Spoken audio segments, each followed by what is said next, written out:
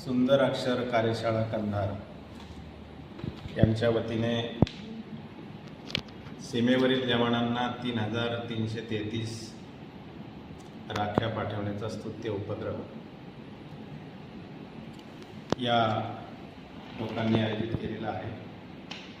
यासोबतच श्री दत्तात्रय येमेकर जे दिव्यांग आहेत त्यांनी स्वतः 15 फुटाची एक राखी बनवलेली आहे आणि ही राखी देखील ही जवानांना आज रवाना होत आहे। मला असं वाटतं की गेल्या 15 वर्षापासून श्री येमेकर आणि त्यांचे सर्व सहकारी हे कार्य करत आहेत आणि दरवर्षी न चुकता सीमेवरच्या जवानांना या राख्या ते पाठवत असतात। याचा आणखी एक वैविध्य असेल की ह्या राख्या परिसरातल्या शाळकरी मुलींनी बनवलेल्या आहेत आणि प्रत्येक राखीच्या सोबत एक पत्र देखील या मुलींनी या जवानांना लिहिलेलं आहे।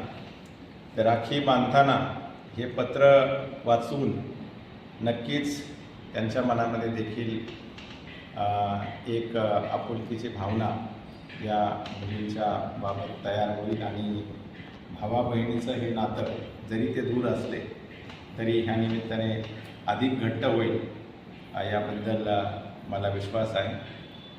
मी या कार्यक्रमाच्या निमित्ताने श्री दत्तात्रय येमेकर आणि सर्व सहकाऱ्यांना शुभेच्छा देतो।